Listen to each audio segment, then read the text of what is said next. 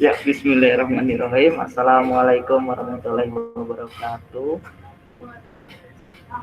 Selamat sejahtera untuk kita semua. Seperti biasa, pada siang hari ini saya akan menjadi moderator pada acara sharing session IDFC.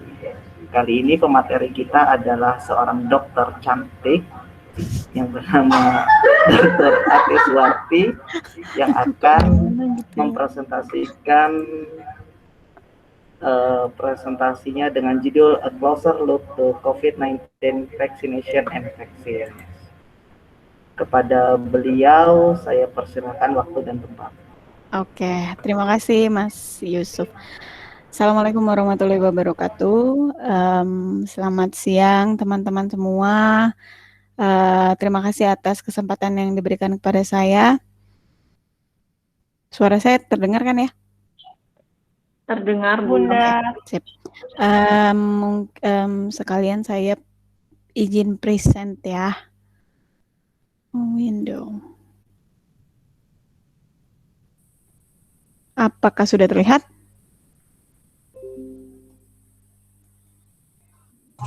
Sudah. Oke. Baik, supaya kita bisa lebih cepat, bisa sharing lebih. Aduh, sebentar. Ya. Oke. Kok mana ininya? Oke. Tapi kok aku nggak bisa lihat itu, Kusuf? Apa ya? Kita kelihatan. Iya, tapi mungkin settingan ininya gimana ya? Click here to return to the video call when you're ready to. Oh, ya udahlah ya, pokoknya aku ini dulu ya. Presentasi aja dulu ya. Ini tunggu. Ini jadi full screen? Enggak, Bun. Hah? Serius?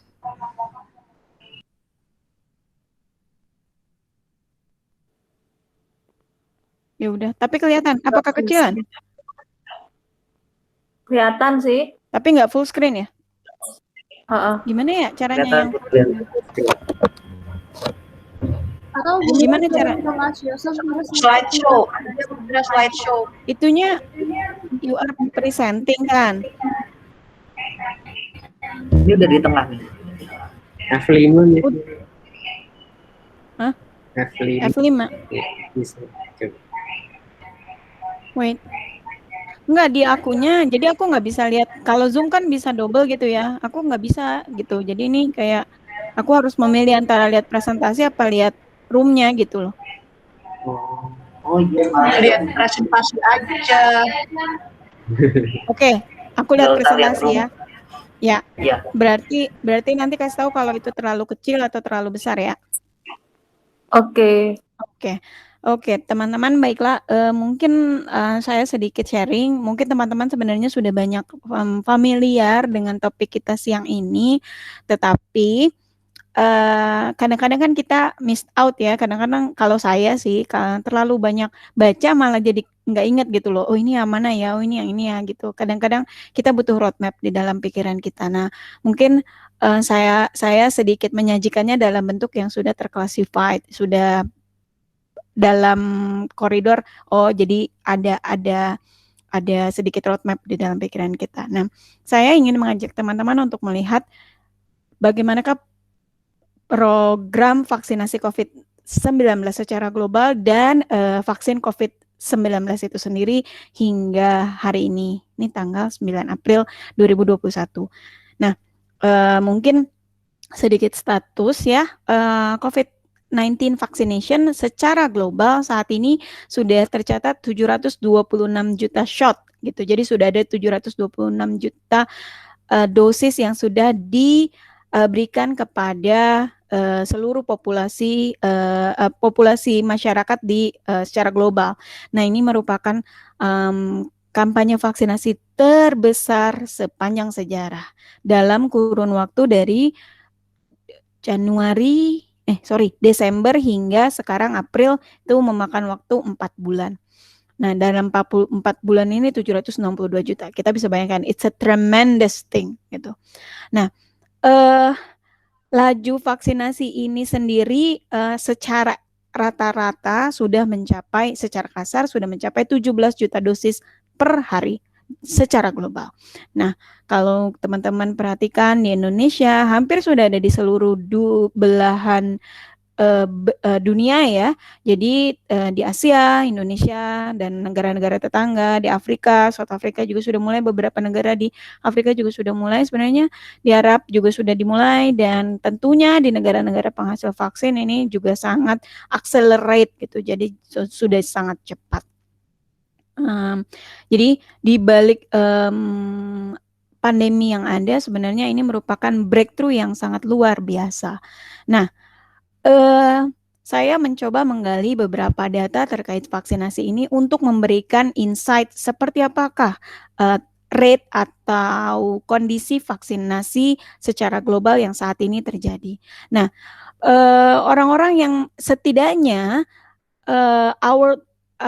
ourworldindata.org ini mendata ada mereka punya depository data dari seluruh negara yang setidaknya menerima 1 dosis COVID-19 vaksin. Hingga 7 April 2021, Israel memegang kendali di mana 60% coverage penduduknya sudah divaksin. Di bawahnya itu kita lihat ya lumayan banyak negara-negara maju, United Kingdom. Saya agak surprise sebenarnya Chile itu juga lumayan tinggi, cepat ya.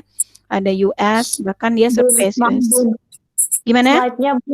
Slide-nya. Kenapa? Ini masih page pertama. Nomor 3. Oh, nomor 3. Nah ini, oke. Saya ulang sedikit ya dari sini. Jadi teman-teman, di sini kita lihat ada Our World in Data merekap dosis vaksin yang sudah diterima populasi seluruh dunia setidaknya 1 kali, dan hasil data dari Our World in Data ini menunjukkan beberapa cakupan vaksinasi di Israel misalkan sudah lewat dari 60%, kemudian ada misalkan United Kingdom itu di antara 40 hingga 50%, Chile itu juga lumayan tinggi di antara 30 sampai 40%. Where is Indonesia? Indonesia is in the bottom right. Next. Nah, kalau kita lihat, jadi kalau melihat data mungkin Mas Yusuf lebih paham dari saya, tapi the beauty of data adalah kita bisa lihat dari berbagai macam sisi. Nah, kalau tadi secara coverage secara total, maka ini adalah coverage dose administered per 100 orang, di mana per 100 orang ini kalau Indonesia kayaknya sekitar biru ada di antara 3 sampai 10 ya. Nah, jadi ini 3 sampai 10 sudah divaksin per 100 orang. Mungkin akan sangat berbeda dengan Amerika misalnya ini 100 sampai 300. Jadi hampir 100% dan negara-negara lain. Tapi kalau kita bandingkan dengan Afrika ya kita jauh lebih beruntung. Tapi kembali lagi kita harus lihat kita adalah negara dengan populasi, correct me if I'm wrong, antara ke-5 dan ke-6 terbesar seluruh dunia. Jadi itu merupakan tantangan terbesar untuk bisa melakukan program vaksinasi COVID-19. Next. Nah, pasti pertanyaan semua orang adalah when will life return to normal? Kan sekarang udah banyak orang divaksin gitu kan. Jadi beberapa ahli kesehatan masyarakat, epidemiologis melakukan kalkulasi. Jadi ini saya kutip dari pernyataan Dr. Anthony Fauci, Direktur NIH Amerika. Beliau mengungkapkan kalau coverage vaksinasi dari seluruh populasi sudah mencapai 70 hingga 85%, maka diharapkan kita bisa kembali ke kehidupan normal secara perlahan. Tapi perlu diingat, ini adalah coverage secara global. Dalam artian begini, we couldn't find such a place called safe kalau sebelum semua negara itu dibilang safe. Dalam artian semua negara harus sudah divaksin dengan coverage 70 hingga 85% gitu. Jadi disinilah dilihat kalau pandemi juga mengajarkan bagaimana sikap empati, sikap simpati, sikap kepedulian kita gitu ya terhadap sesama penduduk dunia gitu. Karena pada akhirnya kalau coveragenya tidak mencapai 70-85%, ya sama aja gitu, nggak akan aman karena orang kan lalu lalang, apalagi sekarang penerbangan sudah sangat sophisticated ya. Kita ke Antartika aja udah bisa kan, kita lihat aurora apa yang di Aurora. ya itu susah namanya, udah bisa gitu. Jadi kan kalau semua orang nggak divaksin ya jangan harap kita bisa safe gitu. Jadi ini adalah momen krusial bagi semua. Next. Nah, ini saya coba gambarkan path to immunity around the world. Jadi tiap negara punya karakteristik yang berbeda, tiap negara punya kemampuan, pertimbangan, punya prioritas yang berbeda. Jadi ini saya ambil dari Bloomberg kalau nggak salah ya, Bloomberg COVID-19 Vaccine Tracker. Mereka mencoba melakukan kalkulasi berdasarkan coverage orang yang terimunisasi dengan laju vaksinnya gitu ya. Nah, jadi sebagai contoh nih Amerika, dosis administrasinya ini per hari dalam rata-rata itu ada 3 juta. Nah, jika dengan asumsi awal 75% coverage populasi itu dikatakan safe untuk dalam tingkatan normal, maka at this pace akan dibutuhkan waktu 3 bulan untuk cover 75%. Jadi catatannya harus 3 juta dos per hari gitu.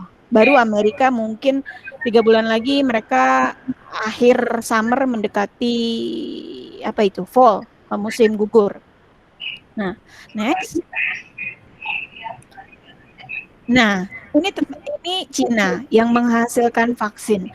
Mereka dosisnya 4.400.000 dosis per hari.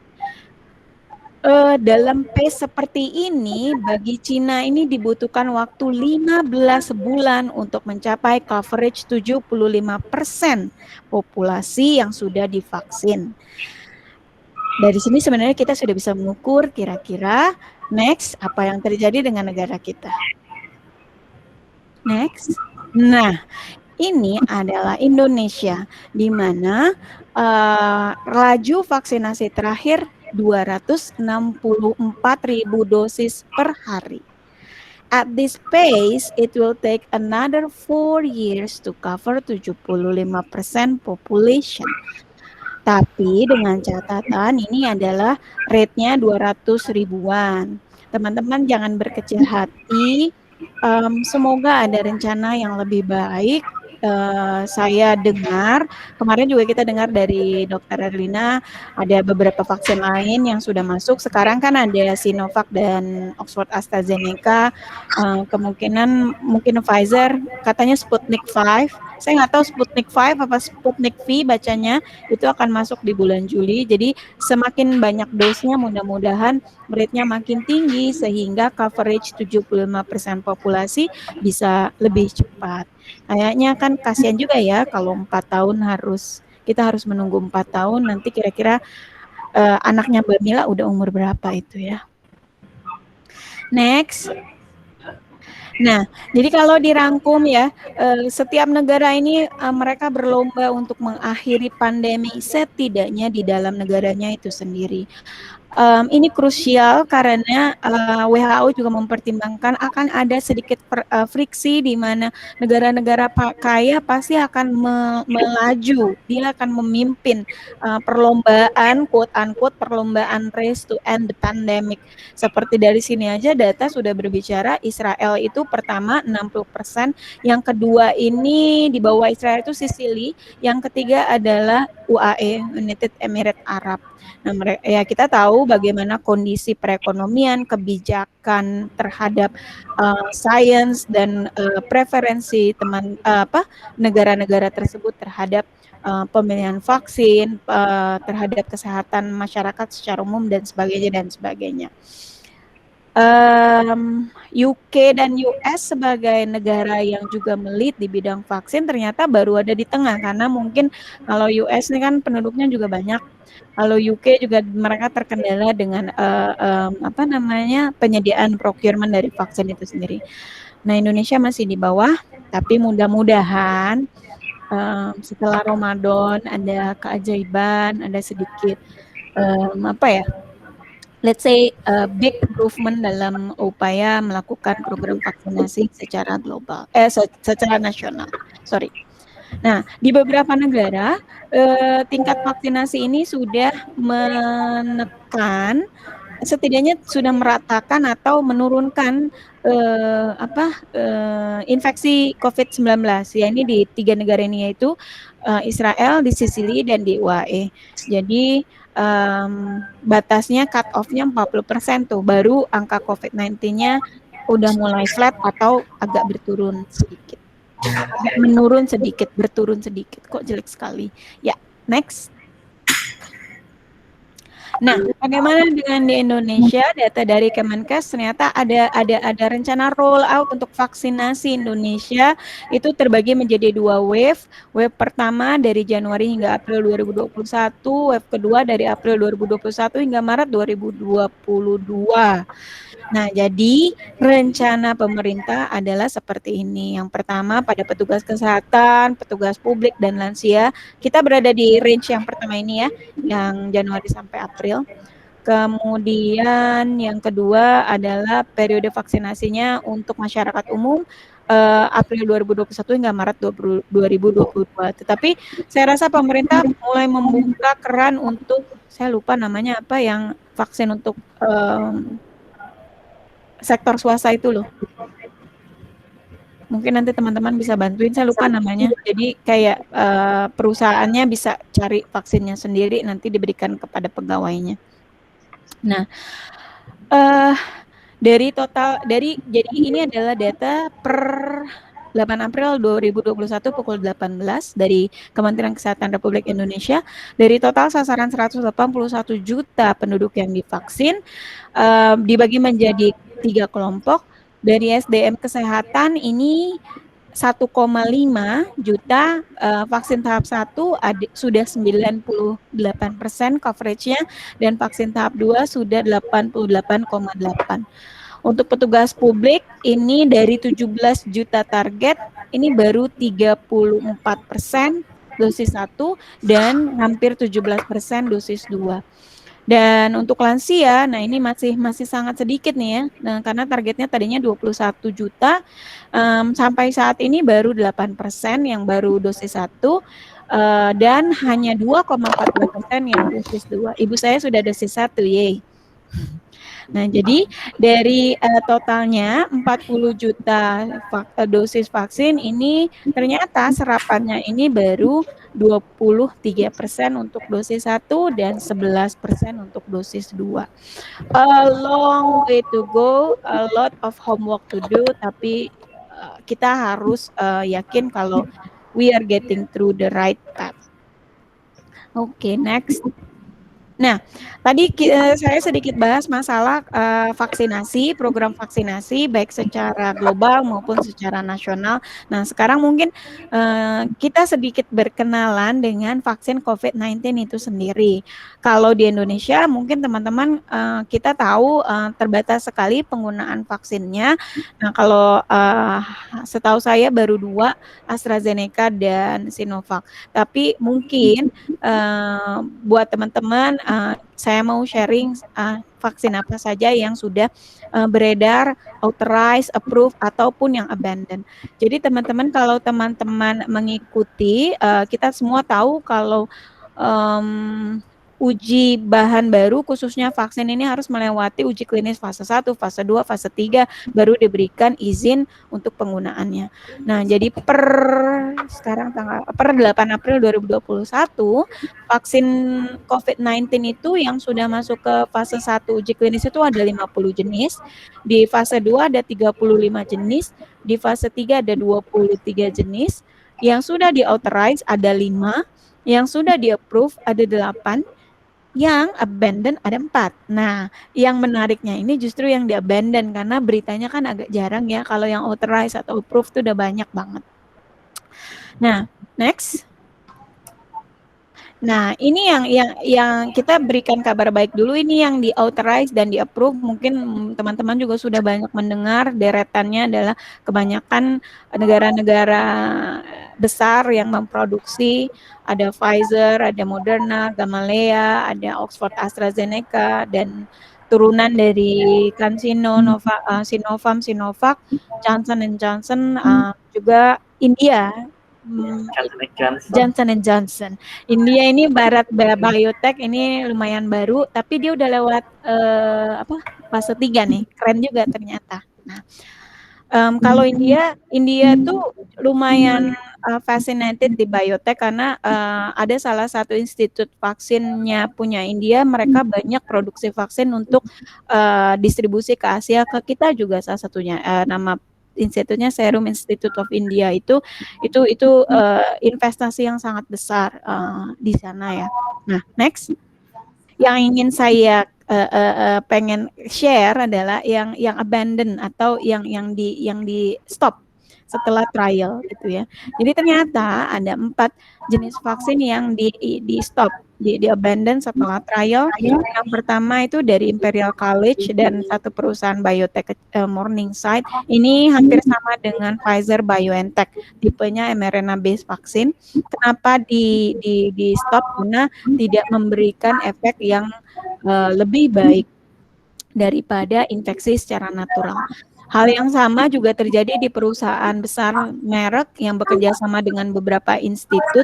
Ini ada 2, lupa saya namanya, Themis dan IAVI.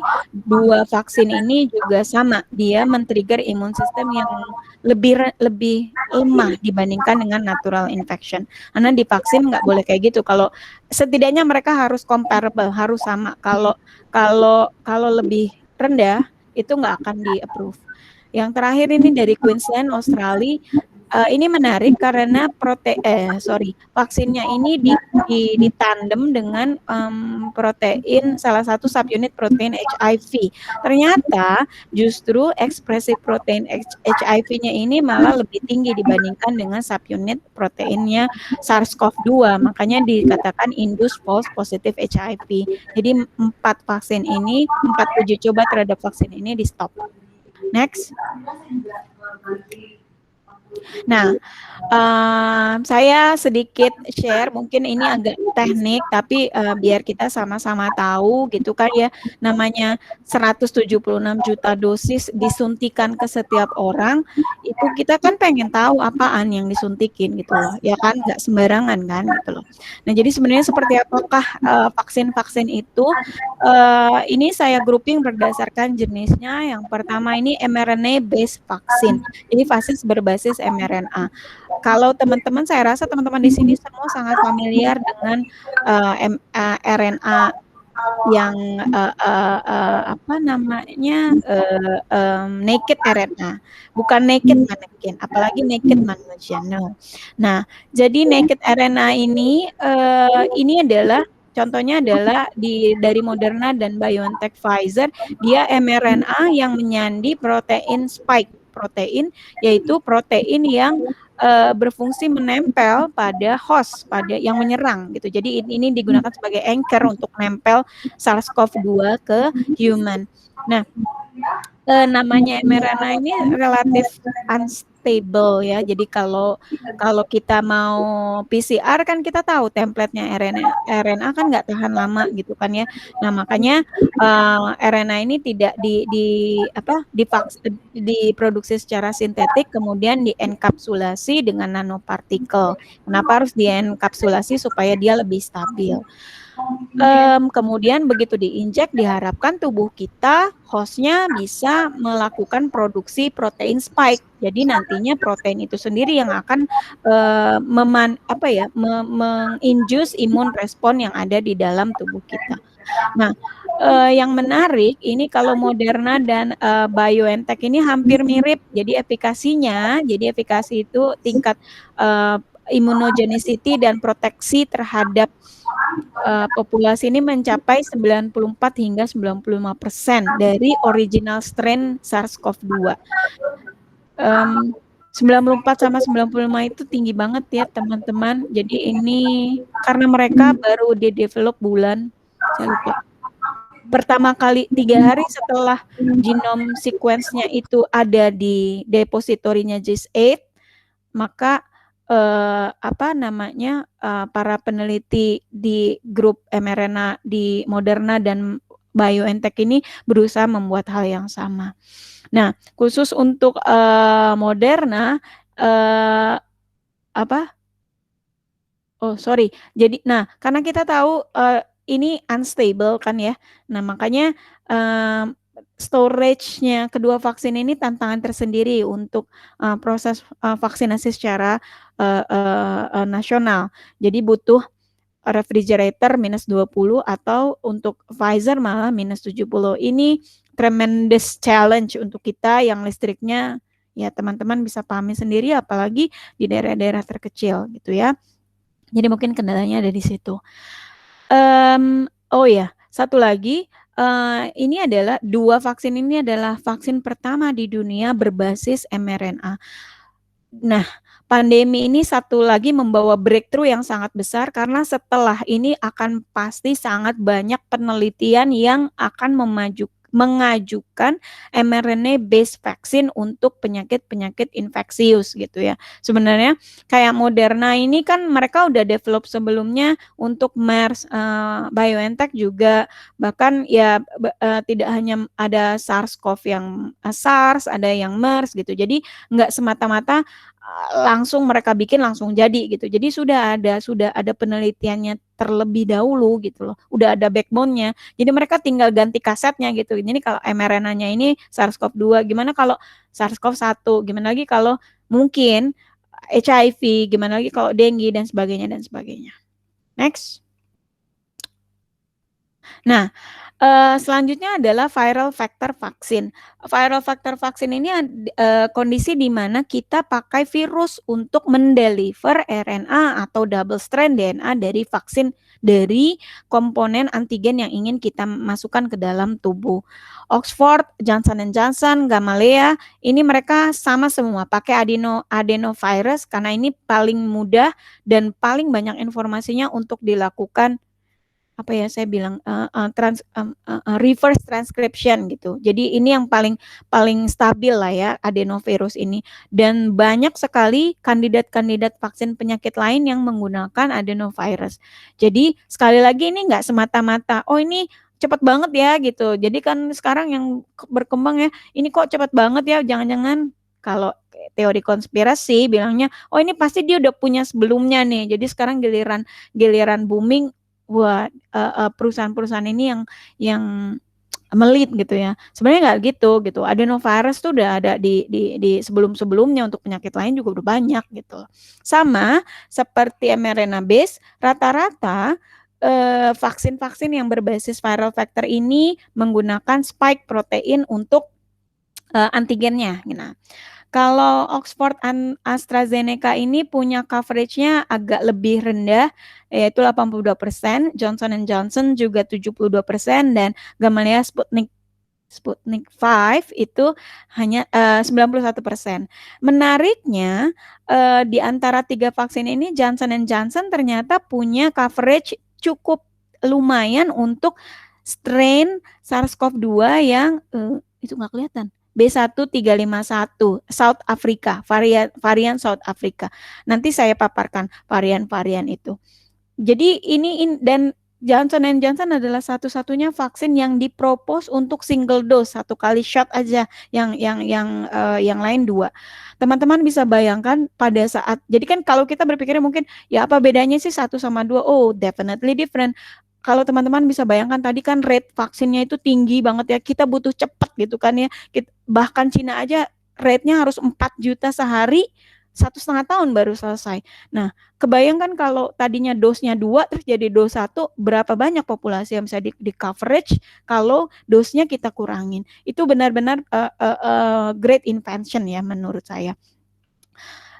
Storage mereka juga relatif lebih stabil dibandingkan dengan mRNA vaksin karena double strand DNA-nya disimpan di dalam virus. Tetapi kebanyakan viral vector vaksin ini punya adverse effect, atau kalau kejadian iringan pasca imunisasi mungkin yang lebih tinggi dibandingkan dengan vaksin mati seperti mRNA. Tapi mRNA karena itu vaksin pertama di dunia, ya banyak juga data adverse effect-nya walaupun tidak major ya. Jadi kan kejadian iringan itu bisa dikategorikan macam-macam.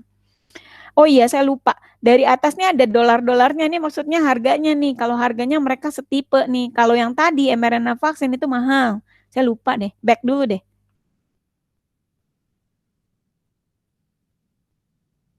Nah, kan dolarnya 3 tuh Moderna. Kalau BioNTech dolarnya 2. Untung kita pakai rupiah. Salah. Ya. Next. Semoga tidak ngantuk. Ini Novavax ini protein. Jadi langsung protein, nggak pakai DNA. Proteinnya yang diambil, kemudian dibungkus pakai nanopartikel, bukan dibungkus pakai roti canai. Roti canai buat buka puasa. Efikasi Novavax ini 96% juga tinggi terhadap original strain, 86% terhadap UK varian B117, dan 55% terhadap B1351. Ada yang pengen martabak. Nah, jadi teman-teman, menurut dari data-data yang ada, ini yang paling cukup representatif dengan varian varian virus SARS-CoV-2 ya, yang Novavax ini. Dan harganya juga tidak terlalu murah, tapi saya nggak tahu berapa gitu. Karena biasanya harganya itu tergantung dari bagaimana kebijakan G2G, government to government, atau karena kan sejauh ini vaksinasi ini dilakukan oleh government gitu ya. Jadi G2G MOU-nya kayak gimana itu tidak didisclose ke publik. Next. Nah, ini adalah inactivated vaksin yang kita pakai. Maksudnya inactivated ini adalah coronavirusnya itu sendiri yang sudah diinaktivasi pakai beta propiolakton. Jadi cara inaktivasinya ini SARS-CoV-2-nya ditumbuhkan, kemudian di passage, diterusin, diproduksi di dalam sel, kemudian diberi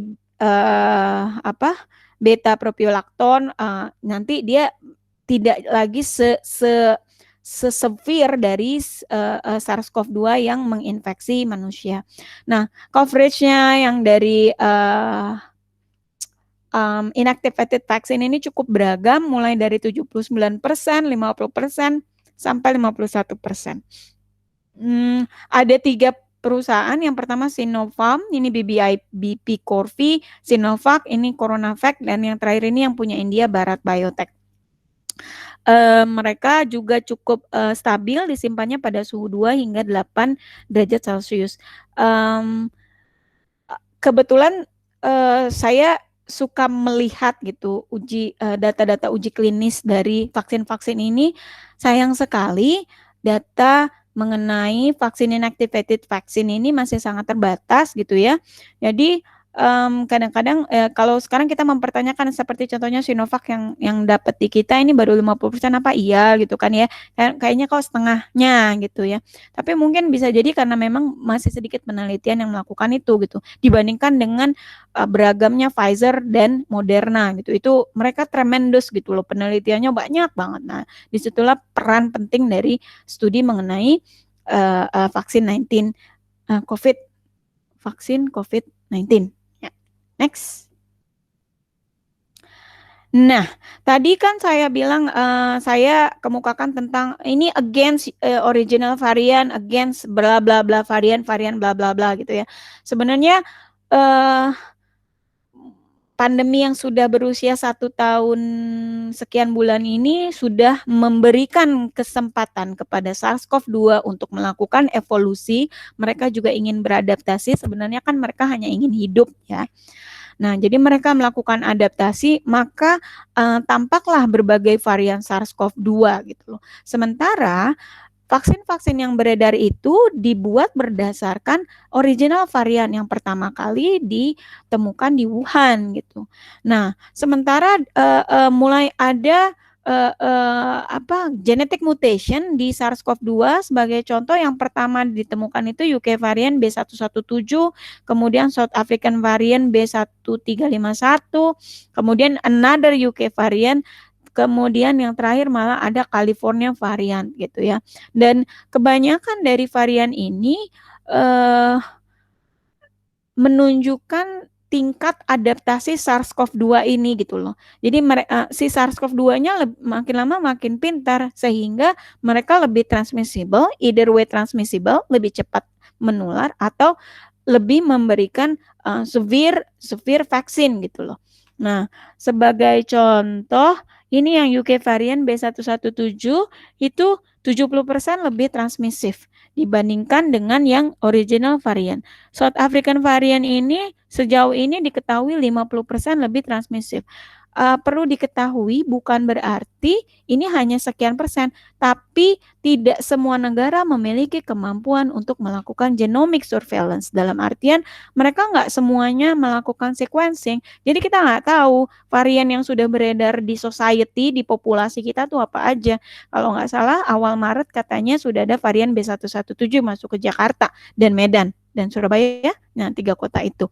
Nah, bedanya UK itu adalah salah satu negara yang memiliki kemampuan genome sequencing terbesar, makanya mereka tahu gitu loh, makanya mereka ngerti. Nah, kalau kita setahu saya hanya beberapa sequence yang sudah disubmit ke GSID, jadi kita baru tahu varian-varian yang ada di Indonesia apa aja gitu, nggak sebanyak itu gitu loh. Disinilah letak komitmen terhadap kepentingan perkembangan sains ini akan membantu kebijakan publik ya. Nah, semoga harapannya makin ada studi untuk melakukan perbandingan efikasi vaksin terhadap varian-varian SARS-CoV-2 yang sekarang ini mulai emerge gitu ya. Next. Nah, jadi kalau dirunut kira-kira pohon leluhurnya SARS-CoV-2 ini yang pertama ini mulai dari ancestralnya ini ada di asam amino D614 yang bermutasi jadi G. Kemudian dia bervarian lagi bermutasi ke B117, bermutasi lagi ke ini B1429, B1526. Kemudian di Brazil, South Africa, mudah-mudahan nggak ada yang B29 itu nama sabun, bukan nama SARS-CoV-2 varian ya. Next. Nah, teman-teman bisa lihat ini salah satu upaya Amerika untuk mengetahui circulating varian di United States. Makin lama varian yang melakukan genetic mutation itu makin tinggi, sementara yang ancestralnya ya makin rendah ya. Sama lah, virus juga melakukan evolusi.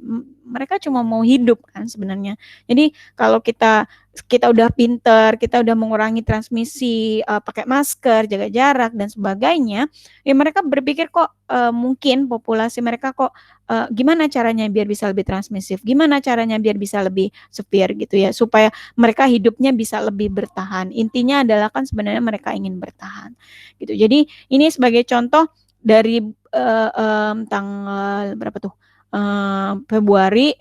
Januari tanggal 2 sampai 13 Maret itu udah meningkat tuh varian-variannya. Yang terakhir adalah B117 itu udah paling tinggi banget dibandingkan dengan yang lain. Ini baru di US, belum di UK. Nah, di Indonesia gimana? Nah, menariknya biaya whole genome sequencing ini kan sangat tinggi. Selain itu, infrastruktur yang digunakan untuk melakukan eksplorasi terhadap SARS-CoV-2 yang beredar itu cukup besar gitu loh. Jadi kan ini datanya banyak banget ya. Nah, komputernya itu harus super performance, saya lupa, high performance computer lah, apalah namanya itu, yang punya kemampuan penyimpanan dan speed processing data yang sangat cepat. Nah, jadi itu butuh komitmen yang luar biasa dari pemerintah terutama. Next. Kayaknya udah deh. Oke, terakhir. Ini saya kutip dari salah satu perkataan imam masjid di UK yang dari podcastnya How to Vaccinate the World. Kalau teman-teman mau dengar itu menarik, tiap minggu update. Jadi mengundang beberapa panelis gitu ya, dilihat dari berbagai perspektif. Jadi imam masjid itu mengatakan, saya lupa namanya siapa. Jadi lagi bahas tentang bagaimana vaksin di negara-negara maju terhadap kelompok-kelompok yang minor. Ada anonimnya, mereka bilang BAME, Black Asian Minority, E-nya saya lupa. Jadi untuk negara-negara maju kan ada yang mereka kan, kalau UK mungkin lebih multicultural ya, lebih banyak yang Black, yang Asian, yang minority gitu ya. Nah, tapi ada kata-katanya dia yang saya ingat sampai sekarang, vaccines are the gift of God through human endeavor. Jadi menjelang bulan Ramadan, mari mungkin ini salah satu tanggung jawab kita sebagai orang-orang yang mungkin sedikit mengerti tentang apa yang terjadi, kita harus paham gitu loh, ada amanah yang harus kita sampaikan. Kalau kita belajar ini gitu kan, pasti Allah itu memberi kemampuan, cobaan itu sesuai dengan kemampuannya. Jadi mudah-mudahan Ramadan ini membawa keberkahan biar pandeminya cepat berakhir. Walau secara logika dengan rate 200.000 kita butuh 4 tahun untuk kembali ke kehidupan yang normal. Wow, udah lama. Pantesan saya udah aus. Demikian sedikit sharing dari saya. Mohon maaf kalau banyak redundannya. Silakan kalau ada pertanyaan, komen, atau ada tambahan, saya akan senang sekali. Assalamualaikum warahmatullahi wabarakatuh. Waalaikumsalam warahmatullahi wabarakatuh. Terima kasih banyak kepada Bu Ati yang telah menyampaikan materi yang sangat luar biasa. Saya ingin bertanya langsung aja. Kalau untuk status perkembangan dari vaksin yang diproduksi oleh Indonesia itu seperti apa ya? Oh ya, seperti yang lupa. di Viva. Ya. Sebenarnya tadi udah mau bahas itu, cuma lupa. Jadi vaksin merah putih ya namanya. Jadi pemerintah itu membentuk konsorsium vaksin merah putih, dibagi-bagi ke beberapa lembaga riset dan universitas. Salah satu leadernya adalah tetangga kita, Lembaga Biologi Molekuler Eijkman. Saya belum tahu banyak tentang, kebetulan grupnya saya tahu, kenal gitu ya, tapi hasil mereka belum terekspos banyak. Yang jelas kayaknya mereka memutuskan untuk melakukan seed ya, jadi membuat benihnya gitu. Bikin vaksin itu harus ada benihnya, dan jadi benihnya itu kalau nggak salah yang mereka buat adalah yang protein base gitu. Jadi saya kurang tahu juga gitu loh, apakah itu bisa di speed up sampai let's say 2022 karena targetnya 2022. Nah, selain itu jadi itu prosesnya sampai seed ya, menyiapkan seed. Nanti kalau sudah seed ngapain lagi? Large scale production gitu. Itu setiap step ya. Jadi buat teman-teman, kenapa penemuan vaksin ini menjadi breakthrough banget, karena bikin vaksin itu benar-benar butuh waktu gitu loh. Pertama kita buat benihnya dulu, habis buat benihnya gitu ya, kita lihat dulu terhadap in vitro testing gitu, apakah berhasil. Habis gitu kita lihat safety-nya gitu kan, karena kalau vaksin kan harus safe banget gitu, beda sangat riskan kan gitu. Habis gitu baru lihat trial fase 1, fase 2, fase 3 gitu kan ya, tadi kan phase-nya banyak tuh. Nah, itu tuh secara normal biasanya butuh waktu 10 sampai 15 tahun. Kenapa yang ini bisa dalam kurun waktu sekian bulan gitu ya, in count of months gitu. Itu karena resource-nya semua dialokasikan ke situ gitu secara global gitu. Jadi sebenarnya bahkan ada anekdot lucu gitu ya. Vaksin COVID-19 itu yang sekarang beredar itu kan tadi udah 8 ya. Jadi ada gambarnya, ada meme-nya itu, ada 8 vaksin yang untuk COVID-19, sampingnya yang ini terjadi dalam kurun waktu 1 bulan. Sampingnya ini vaksin BCG untuk TBC, tekanan batin cinta, kata Dokter Erni. Ini umurnya 100 tahun. Baru 1, belum ada lagi. kalau kita runut lagi bandingin sama malaria, itu bahkan mungkin belum ada vaksinnya. Dengue sudah ada vaksinnya, tapi ternyata di drawback, di withdrawn gitu, karena berbahaya. Nah, jadi investasi yang dibutuhkan itu hitungan. Jadi gini, kalau mau bisnisnya as usual mungkin 10-15 tahun, tapi kalau semua dikerahkan ya in the terms of like COVID-19 bisa terjadi dalam kurun waktu bulanan. Sama halnya dengan yang vaksin merah putih, sebenarnya kalau semua daya upaya diserahkan ke sana, mungkin bisa cepat gitu ya. Tetapi saya kurang tahu banyak karena sharing informasinya juga masih sangat terbatas gitu loh. Setahu saya konsorsium itu juga melibatkan beberapa universitas, universitas lain juga ada beberapa universitas yang dialokasikan, misalkan dia untuk buat mRNA base, yang ini buat protein base, yang ini buat inactivated virus, hal-hal seperti itu. Prediksinya sih 2022 sudah bisa produksi, tapi kita tunggu aja.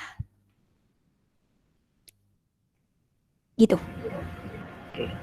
Berarti statusnya masih jauh sekali ya, karena masih dibuat inangnya. Ya, masih di lab, belum setahu saya belum large scale ya. Kan habis large scale mereka atau paralel large scale terus mereka fase 1, fase 2, fase 3 gitu. Nah, fase 1, fase 2, fase 3 itu kan butuh waktu. Karena kan makin banyak kan rekrutmen partisipannya kan ribuan itu nanti. Baru bisa kita bilang secara statistik itu efikasinya segini persen gitu. Yang menjadi kendala utama daya dan upayanya itu kurang maksimal itu apa menurut dokter? Saya kurang tahu jelas karena saya nggak bukan timnya. Tapi gini, apakah sebagai politik atau uang atau apa gitu? Saya rasa nggak satu. Nah, saya rasa nggak satu faktor. Sebagai contoh, ada analisis vaksin yang pakai namanya ELISpot. Kemarin saya lagi nyusun proposal pakai itu. Saya cari-cari reader ELISpot, ternyata belum dapat. Siapa yang punya di Indonesia? Saya nggak tahu. Kemudian ya mungkin bahan-bahan reagent itu kan kita pesan-pesan dari luar, indennya aja udah 4 bulan, 6 bulan, 8 bulan gitu kan ya. Itu. Kemudian lagi untuk penelitian ini kita butuh containment laboratory level 3, BSL 3. Walaupun sekarang sudah mulai banyak bermunculan, tapi kan human power-nya untuk mendukung itu juga nggak sembarangan. Harus orang-orang yang punya skill ya, karena kan itu benar-benar infeksius gitu loh. Jadi kalau saya nggak berani lihat dari segi politik karena saya nggak ada basicnya sama sekali di situ. Tapi kalau dari segi technical skill gitu ya, ya itu aja butuh modal gitu loh. Dalam artian bukan hanya uang ya, komitmen, kemudian kemudahan pelaksanaan penelitian dan sebagainya. Kalau di luar technical skill, wah itu saya nggak tahu.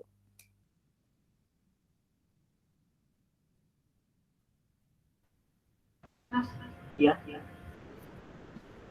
Mau nanya. Yang lain apa ada yang bertanya? Ayo silakan Ayu. Itu Royce duluan kayaknya. Oh, Royce dulu. Silakan. Iya, saya nanya tadi terkait Sinovac yang pakai inactivated vaksin, dia pakai beta propiolactone ya Bu? Iya. Nah, saya itu belum kebayang sih si beta propiolactone itu ngapain ya Bu? Maksudnya dia itu menginaktivasi si virusnya itu seperti apa? Apakah si RNA virus itu hancur sehingga ketika vaksin kita dites ternyata tetap negatif, atau sebenarnya bagaimana si beta propiolactone itu cara inaktivasinya virus ngapain? Oke. Ini banyak banget yang ngangkat tangan. Oke. Maaf Royce, agak nggak fokus. Pertanyaannya bagus. Jadi mudah-mudahan saya berdoain klaster IDRC ada kesempatan untuk bikin vaksin supaya nanti kita sama-sama belajar. Jadi kalau inactivated virus ini biasanya virusnya, jadi catatan kita untuk menumbuhkan virus ini kita butuh host. Hostnya itu sel. Nah, jadi kalau mau numbuhin virus itu, selnya ditumbuhin dulu kan ya, di dalam flash. Nah, kemudian isinya itu kayak sirup marjan, merah-merah gitu. Kalau puasa kan enak banget ya, buka puasa pakai marjan tuh. Nah, nata de coco apa lagi? Oke, back to focus. Ya, siap Windy. Jadi isinya cuma merah-merah itu doang ya. Jadi medium, di bawahnya ada attached cell, kemudian dikasih virus. Nanti kelihatan selnya ini rusak. Tandanya virus kita tumbuh karena virusnya sudah menginfect sel. Nah, dari situ kan kelihatan. Beta propiolakton ini ditambahkan, jadi nanti itu kan sudah dalam misalkan nih, kita bilang passage 1, itu kultur pertama dimasukkan, habis itu diinfeksi lagi ke sel berikutnya gitu kan ya, batch kedua, passage 2, terus gitu. Nah, ada momen di mana dia passage kesekian itu akan dikasih beta propiolakton ini dengan catatan nantinya kita lihat infectivity-nya kan rendah. Ibaratnya gini, kalau passage dalam kurun belum dikasih beta propiolakton dia butuh 5 hari untuk menghancurkan sel. Begitu dikasih beta propiolakton dia butuh waktu 10 hari. Nah, dari situ udah kebayang ya. Jadi misalkan, oh virusnya dia mungkin jadi tumbuhnya lebih lambat gitu. Oh virusnya mungkin tumbuhnya nggak perfect. Bisa jadi selnya nggak hancur. Kalau virus yang varian hancur, kalau yang itu nggak hancur. Jadi hanya ibaratnya kalau hancur kan selnya copot. Kalau itu selnya hanya bergrumul-grumul atau selnya kalau manusia, kalau yang satu langsung jatuh, sakit, yang satu hanya jerawatan, tapi kelihatan kan jerawatan, jadi di mikroskop tuh kelihatan. Nah, itu salah satu alternatif. Alternatif kedua, ada gini, tubuh kita tuh kan merespon, terutama kalau virus, infeksi virus itu MHC class 1. Nah, nanti keluarlah indus lah ya, itu cytokine itu kalau ada tuh pasti interferon gamma, apalah segala macam itu pasti nongol.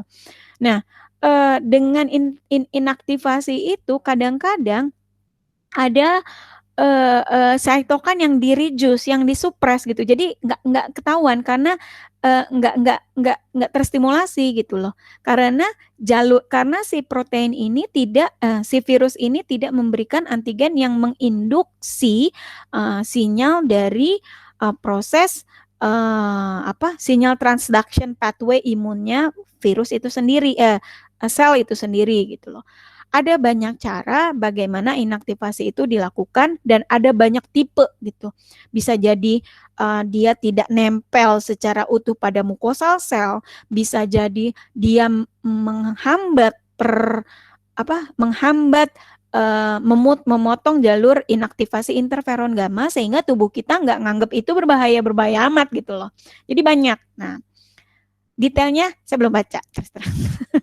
Jadi ada lagi kalau dulu yang saya kerjain itu human para influenza virus, dia ada banyak proteinnya kan ya. Nanti virusnya itu kita hapus salah satu proteinnya. Jadi ada satu bagian region proteinnya tuh kita hapus. Misalnya yang saya hapus waktu itu protein V gitu, itu saya hapus sehingga interferon gambanya nggak nongol gitu. Jadi kalau interferon gammanya nggak secreted, tubuh kita kan nggak merasa ada awareness dong gitu. Oh nggak kok, it was not that bad gitu. Polisinya nggak dibangunin gitu. Itu hanya salah satu mekanismenya sih gitu. Nah tetapi yang jelas si virusnya antigennya ini harus tetap reaktif. Dalam artian targetnya apa? Misalkan double strand DNA-nya, ya nggak boleh hancur double strand DNA-nya di dalam situ gitu loh. Makanya ditutup lah pakai misal adenovirus kah, pakai nanopartikel kah, pakai lipid nano apalah gitu. Nah, itu caranya kayak gitu. Mungkin sebagian gambarannya kayak gitu. Ya. Bagaimana Pak Rois? Artinya kalau misal divaksin mungkin lagi nggak Bu? Kemarin Mbak ini tanya sih. Mungkin nggak Bu divaksin habis itu dicek habis itu negatif positif gitu, dicek darahnya di RT-PCR ternyata positif, masih bisa ya Bu? Bisa aja, tapi apakah itu infeksi SARS-CoV-2 atau bukan, kita nggak tahu. Karena kan yang bisa jadi yang diinjek misalkan S protein ya. Nah, yang di PCR S protein juga, ya iyalah. Oh ya. Detect kan? Gitu. Oke, selanjutnya Sabi atau Ayu dulu. Aku deh. Ayu dulu ya. Ya, Ibu makasih atas materinya, sangat insightful. Aku mau tanya sih, kayak kalau misalnya kan beberapa vaksin ini ada yang menimbulkan gejala klinis. I mean kayak dia setelah divaksin itu demam tinggi, terus tapi ada juga yang beberapa vaksin yang tidak demikian gitu. Nah, salah satunya yang aku pernah baca-baca juga itu yang masuk ke Indonesia, AstraZeneca ya kalau nggak salah. Itu tuh banyak gejala klinis yang muncul gitu. Beda sama Sinovac yang notabene-nya kayak nggak begitu banyak gejala klinis yang muncul. Kenapa sih bisa demikian, Bu? Bisa beda antara vaksin satu dengan vaksin yang lainnya? Oke. Secara base-nya aja udah berbeda. Misalkan Sinovac mereka inactivated virus, AstraZeneca dia viral vector. Nah, dari situ mungkin efeknya berbeda. Dalam artian gini, viral vector itu ada dua efek. Yang pertama dari virus hostnya, virus yang bawa, dalam artian ini adalah adenovirus. Yang kedua ada dari SARS-CoV-nya yang diinsert gitu kan ya. Tapi kebanyakan kita tuh udah kayaknya sama adenovirus itu nggak terlalu kaget gitu loh. Tapi kan kita nggak bisa memastikan itu. Jadi kayak double infection gitu. Bisa jadi karena itu. Nah, jadi kalau ditanya kenapa, ya karakternya aja udah beda-beda. Imun pathway-nya itu pasti udah bisa jadi yang ini menginduksi humoral respon yang tinggi, yang ini menginduksi selular respon yang tinggi, yang ini menginduksi IgG level yang tinggi, tapi tidak menginduksi neutralization gitu. Nah, ini penting karena gini, sekarang semua orang berlomba ngecek IgG, S protein, spike protein ya. Padahal yang dicek itu adalah binding antibodinya. Jadi kemampuan antibodi kita menolak bindingnya dia. Jadi si vaksin si SARS-CoV-nya mau nempel. Jadi ditolak tuh bindingnya.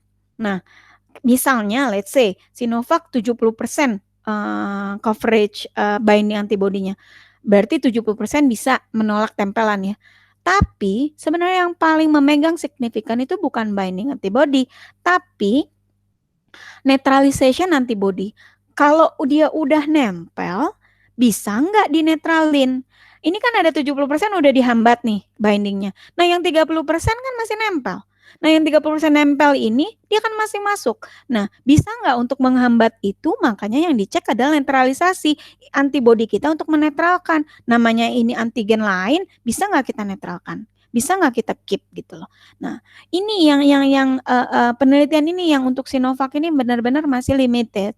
Terakhir itu ya, kalau nggak salah yang BBC bla bla bla bla, saya lupa tadi saya mau share, tapi NEJM saya nggak bisa akses New England Journal Medicine gitu. Padahal itu baru hari apa kemarin? 2 hari yang lalu itu keluar datanya, itu ternyata neutralization-nya si BBB whatever siapa itu vaksin yang Cina yang pertama itu rendah gitu loh. Neutralization antibodinya rendah gitu. Aku lupa, ntar aku kirimin Win ya, nama paper ntar aku kirimin lewat grup. Gak tahu ternyata My Republic rumahku diblok sama Elsevier, parah banget ya. Aku nggak ngerti kenapa itu terjadi. Aku sebel makanya. Nah itu tadi. Jadi karakternya banyak. Jadi tidak bisa kita samakan satu vaksin dengan yang lainnya terus dianggap oh ini sama. Oh kalau nggak demam ini berarti nggak ini ya nggak manjur. Istilahnya harus demam dulu gitu. Demam itu adalah adverse effect dari vaksin, bukan tolak ukur keberhasilan dari vaksin. Gimana cara tahu keberhasilannya? Harus dilihat protektifnya, bagaimana tingkat proteksinya, efikasinya, dan itu harus dilihat secara public health. Jangan zoom in, jangan per individu, tapi harus populasi gitu loh. Jadi kayak makanya saya bilang kalau semua orang maunya cek antibodi sendiri-sendiri, it doesn't mean a thing gitu, ya kan? Kalau teman-teman kita aja masih banyak yang belum divaksin atau udah divaksin tapi antibodinya nggak ada, makanya harus dilihatnya secara zoom out, harus public health perspektif. Oh, di Jakarta sekian persen, di Bogor sekian persen gitu. Itu baru meaningful gitu. Oke, Bun, terima kasih. Iya, soalnya efikasi dari AstraZeneca sama Sinovac aja kayak lebih rendah AstraZeneca kan, Bun, daripada Jadi, iya sih benar adverse event-nya yang emang Iya. Nah, jadi asumsinya tuh salah sih. Jadi kayak adverse effect-nya dianggap keberhasilan dari vaksin itu, ya kagak gitu juga gitu loh. Ya itu yang misconception gitu. Ini kali Bun, apa kayak semakin dia menderita semakin manja. Ya kali, kalau aku mah nggak mau, sebisa mungkin nggak usah ada efek-efeknya, ya nggak? Iya, betul. Ya, oke. Mas Rai sudah jam 3:01 loh. Tadi Sabi angkat tangan ya? Winning juga Jadi tadi nggak angkat mau tangan deh kayaknya. Aku boleh nanya nggak? Oke, boleh. Silakan. Ini ada banyak pertanyaan Bun, tapi ini yang Jangan pertama ya. banyak. Ya udah. Ini udah. Bu, jadi kan kalau kita divaksin itu kan ditanya dulu kan, ada beberapa pertanyaan, ya kan?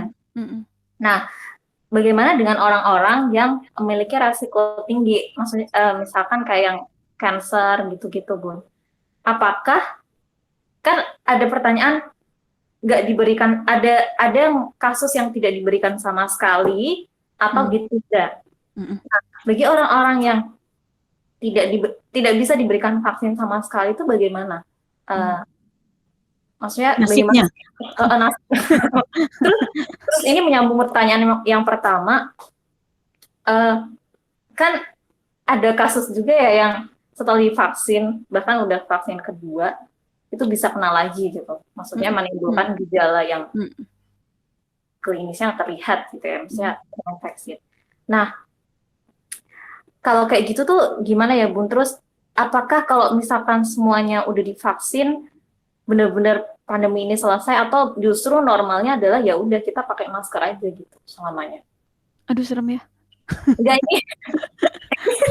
Oke. Itu dulu deh Bun, ya. Ya, saya jawab yang pertama.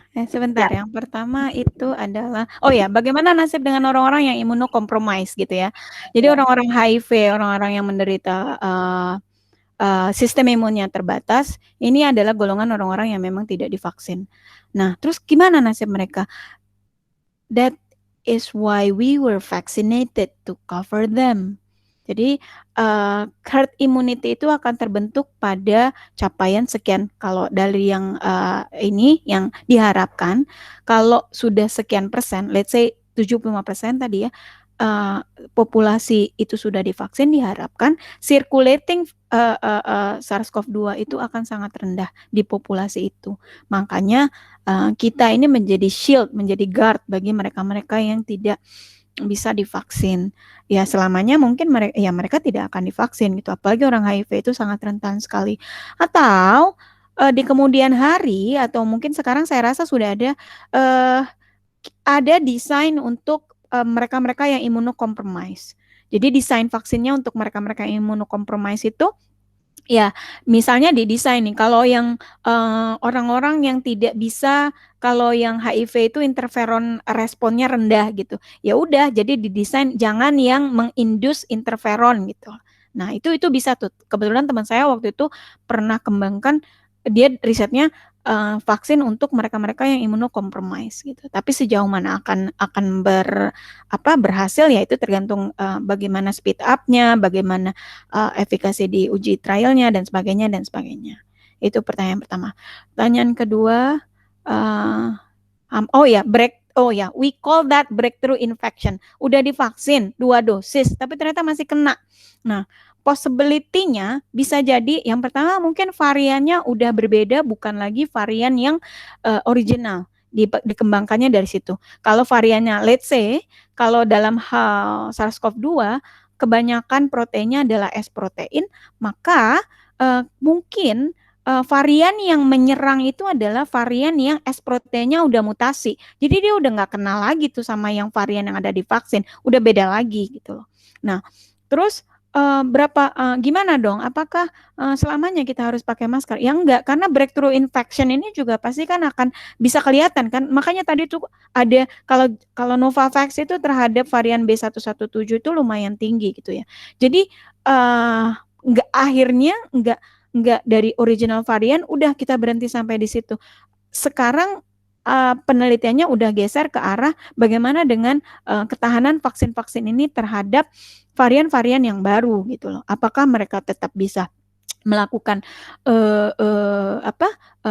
proteksi terhadap varian-varian baru tersebut atau enggak? Ya itu tergantung dari situ. Terus nanti gimana dong ke depannya? Next 10 years, 15 years gitu ya. 10 tahun ke depan, 15 tahun kan virusnya juga bermutasi. Iya, virusnya bermutasi. Makanya disinilah peran penting kita untuk mengetahui kalau ternyata pandemi itu bisa terjadi kapan aja gitu kan ya.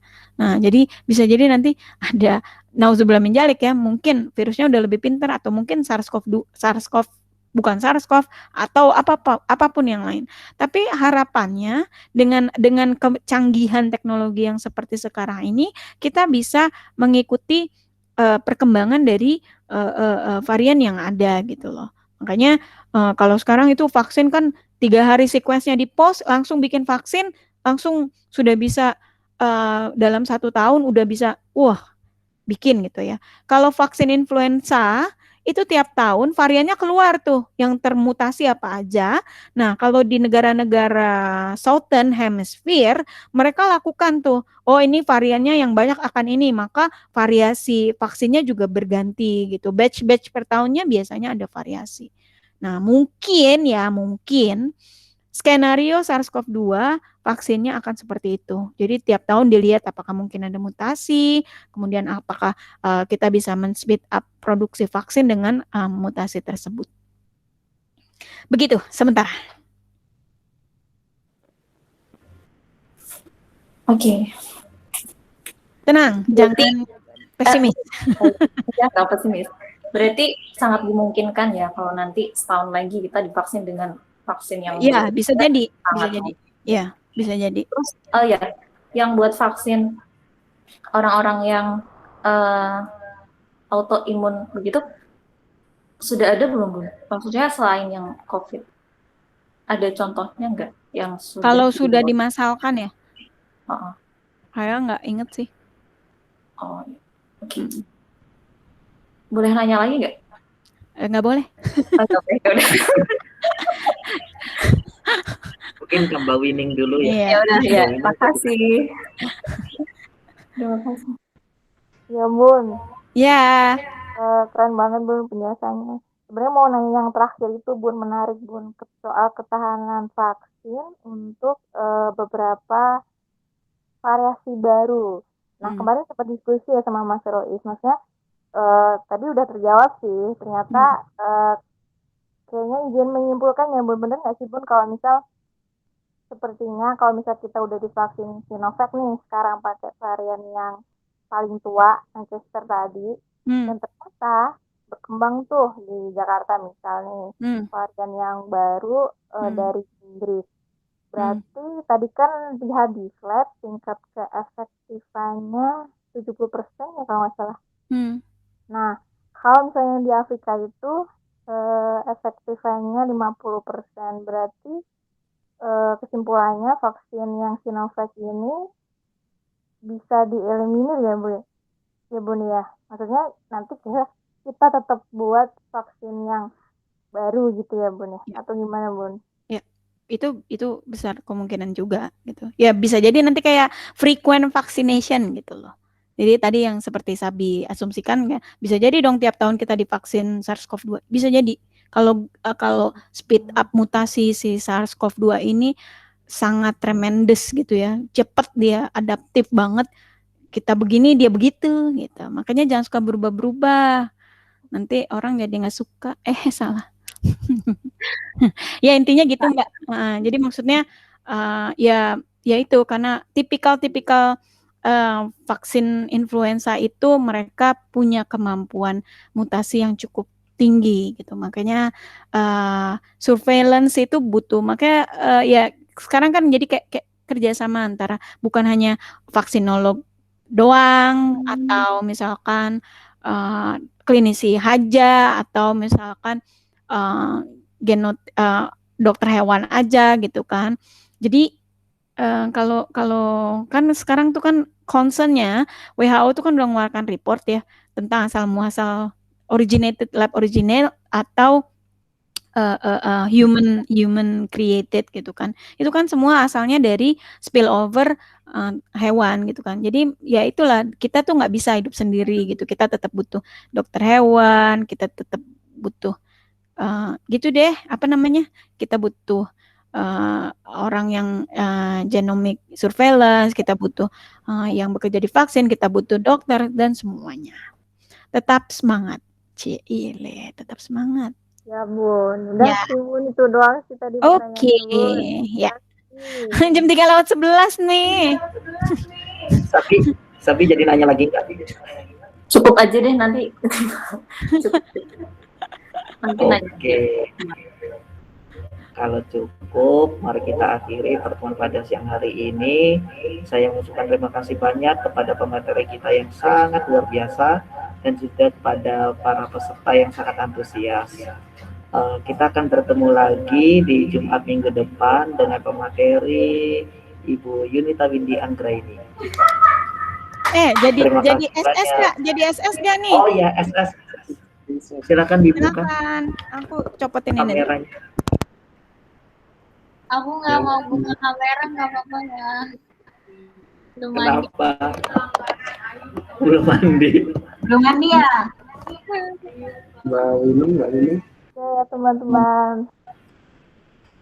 Mbak Winnie. Mbak Winnie nggak? Mau ini lagi dasteran. Oh iya. Ayo. Ya Bu, lagi dasteran. Saya tutup ya. Ayo belum mandi. 1, 2, 3. Cheers. Kacang buncis.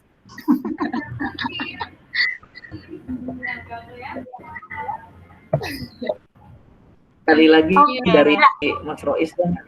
Ya. Makasih. 1. Ya dari Windy boleh dari Ya. Oke. Oke, makasih ya. Waktunya enggak ada. Kasih. Assalamualaikum. Waalaikumsalam. Terima kasih. Waalaikumsalam. Stop record.